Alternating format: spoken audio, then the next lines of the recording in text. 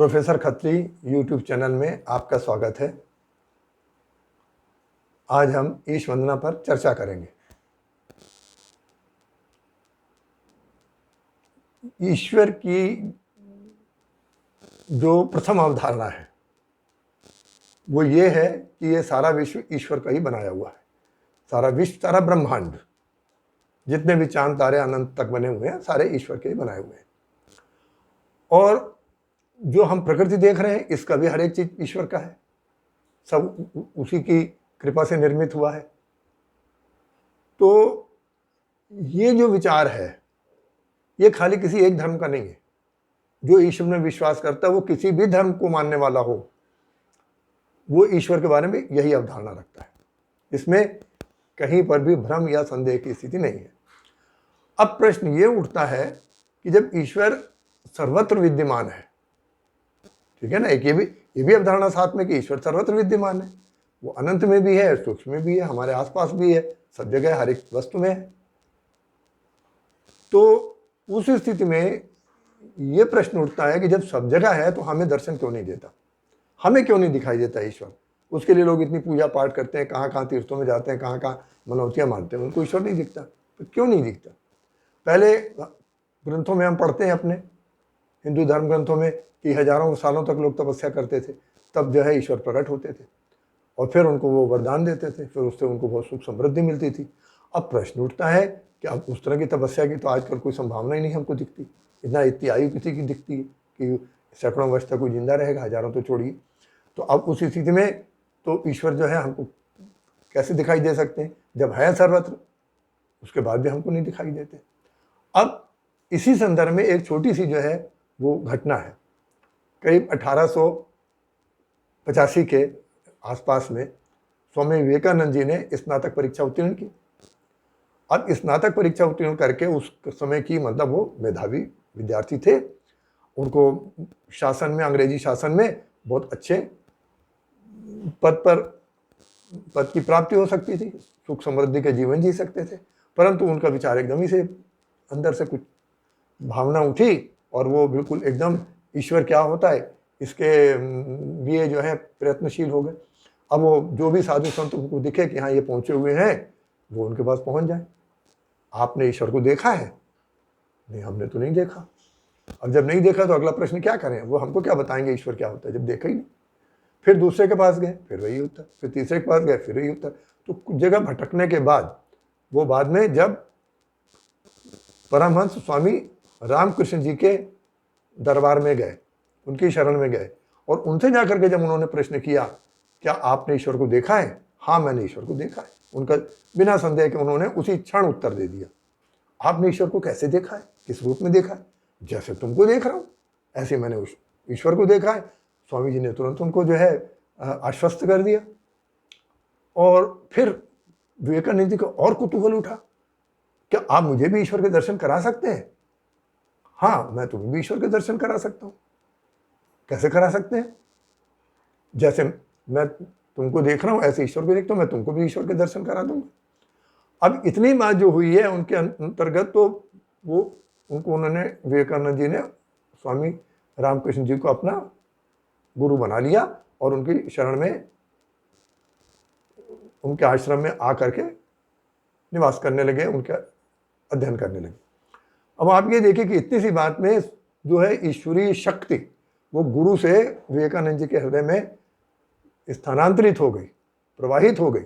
और उसके बाद उन्होंने कितने बड़े काम किए। 32 वर्ष की आयु में तो उनका निधन हो गया था। तो आप सोचिए कि उतने कम आयु में उन्होंने दुनिया में कितना, विश्व में जब हिंदू धर्म को कोई पहचानता नहीं था, कितना बड़ा नाम कमाया। तो ये ईश्वरीय शक्ति होती है।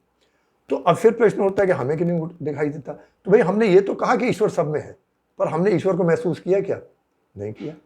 हम उस बात सोचते हैं, अरे ये तो जो है सूर्य की किरणें तो ये फिजिक्स के नियम से आती है, अरे ये यौगिक बना है, ये तो रसायन शास्त्र के नियम से बना है। अरे भाई, बना तो है, लेकिन फिर वो तो अब एक प्रथम द्वितीय प्रश्न है। प्रथम प्रश्न तो ये है कि सारी चीज तो ईश्वर की देन है ना। तो आप इस बात की विचार करिए, जो चीज भी देखिए, हाँ ये ईश्वर की है, हाँ ये ईश्वर ने इसको बनाया है। और जो वास्तविक स्थिति है वो ये है कि ईश्वर का जो प्रकट रूप है वो प्रकृति है जो हमारे सम्मुख उपस्थित है। ये माया जाल नहीं है, ये मोह जाल, भ्रम जाल नहीं है। आपको बुद्धि दी है इसीलिए कि आप उसका अन्वेषण करिए, आप उसमें समझिए कि आपके तत्व, लाभ के तत्व उसमें क्या क्या है, आप उनसे उसको प्राप्त करिए, समृद्ध होइए। तभी तो हम इतने यहाँ तक समृद्धि तक पहुँचे हैं, नहीं तो जंगलों में रह रहे होते अभी भी। तो वो जो उन्होंने दिया है, हमको बुद्धि दी है, इतनी प्रकृति दी है उन्होंने, सब उन्हीं का दिया हुआ है। तो आप ये देखिए कि हाँ, पर्वत है तो वो ईश्वर है, नदियाँ बह रही हैं वो ईश्वर है, कल कल आवाज़ हो रही है वो ईश्वर की ध्वनि है, जो पशु पक्षी हैं वो सारे जो हैं वो सारे ईश्वर हैं, ईश्वर स्वरूप है, और उनसे जो ध्वनियाँ निकल रही हैं वो उन्हीं की प्रशंसा हो रही है, उन्हीं के गीत गाए जा रहे हैं। एक इस बात का एक अनुभव करके देखिए। और इतना ही नहीं, हमारे साथ उन्होंने क्या उपकार किया, हमें मनुष्य बनाया है, हमें बुद्धि दी है, भाषा दी है, सहयोग की भावना दी है, जो अन्य किसी प्राणी के पास नहीं है। इसलिए जो है हम इस प्रकार से मिलजुल करके यहाँ तक प्रगति करते चले जा रहे हैं, और आगे कितनी करेंगे अभी उसकी कोई सीमा नहीं है। तो इतना सब होने के बाद में फिर हमारे सामने एक बात आती है कि जो ईश्वर को मानता है सच्चे दिल से, वो खाली वस्तु में ही नहीं मानता, वो हर एक कर्म में भी ईश्वर को ही मानता है। तो अगर ईश्वर को हर एक कर्म में माने, वर्क इज वर्शिप, कर्म ही पूजा है। तो जो विदेश हैं वहाँ इस बात का खास ध्यान रखा जाता है कि भाई आप जो है जो कार्य कर रहे हैं हम, ये हमारी यही पूजा है, ये ईश्वरीय कार्य हम कर रहे हैं, ईश्वर का कार्य कर रहे हैं। तो जो पैसे तय हुए हैं वो हमको मिल लेने हैं, उसमें कोई हिसाब किताब हेरा फेरी नहीं होगी, कमी बेसी नहीं होगी। लेकिन जो काम दिया है उसमें हमें अपने मन से लगा के करना है, क्योंकि हम ये ईश्वरीय कार्य कर रहे हैं। तो जब आप पूजा करते हैं, ईश्वरीय कार्य कर रहे हैं, तो आपको क्या, आप क्या सोचते हैं, हम कितना अच्छा से अच्छा कर सकते हैं, जो आपकी परिस्थितियाँ, जो सीमाएँ हैं, कितना अच्छा से अच्छा कर सकते हैं। अच्छे अच्छे से पंडित बुला सकते हैं, पूजन सामग्री ला सकते हैं, प्रसाद बांट सकते हैं, जो भी कर सकते हैं करते हैं। तो जब आप किसी कार्य को भी सोचेंगे कि हाँ ये ईश्वरीय कार्य है, तो फिर आप उसको भी उतनी लगन से और अच्छी तरह से करेंगे। अब इसमें दूसरी बात ये आती है कि हमारे यहाँ बुद्धि का उपयोग हमारे यहाँ भी हुआ, लेकिन हमारे यहाँ क्या हुआ, व्यवसाय व्यापार करके लोगों ने खूब कमाया, लेकिन डुप्लीकेट माल बनाया, मिलावट की, ठगी की, उसमें बुद्धि खर्च कर दी।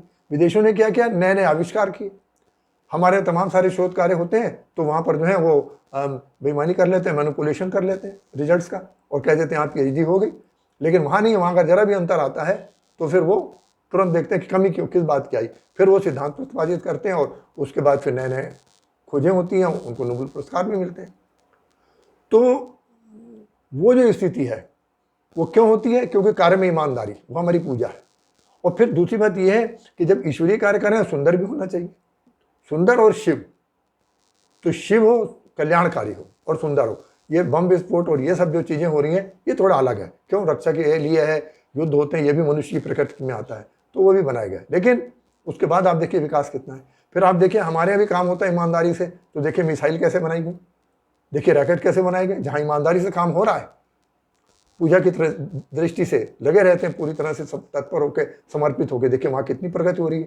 फिर बाकी विभाग में इतनी प्रगति क्यों नहीं होती, तो हमको वैसा समर्पण चाहिए, तो वही ईश्वर के प्रति समर्पण है। तो अगर हम उस भावना को रखें और फिर हम ये देखें कि हमको ईश्वर क्यों नहीं दिखाई दे रहा, फिर आपको लगेगा। फिर अब सबसे बड़ी बात यहाँ कहाँ आती है, तो अहंकार व्यक्ति का सामने आ जाता है। फिर उसके बाद में जो काम, क्रोध, मोह, लोभ जो उसके हैं वो सारे उसको घेरे रहते हैं। तो वो जो सब घेरे रहते हैं वो उसके ऊपर दबाव मन के ऊपर डालते हैं। तो जब तक इससे हम मुक्त नहीं होते तो हमको ईश्वर नहीं दिखाई देंगे। तो हमें इस ईश वंदना में जो हम गीत हमारा है उसमें हमने इसी बात की ईश्वर से आराधना की है कि हमें उतनी सामर्थ्य दो, हमें उतनी शक्ति दो कि हम इन सबसे मुक्त होकर हो जाएं, ताकि हमें भी आपके दर्शन हो। तो ये जो है इशार है जो मैंने उसको दिया है। खाली जो मेरी वंदनाएं हैं, स्तुतियां हैं, ये इस प्रकार से नहीं है कि आपने भजन की तरह गा लिया और दिया जला लिया और धूप भी चला के चले गए। उसको थोड़ा चिंतन भी करिए, तब उसका आपको वास्तविक लाभ मिलेगा, और जिस शांति के लिए हम ईश्वर की पूजा करते हैं उस शांति की भी प्राप्ति होगी।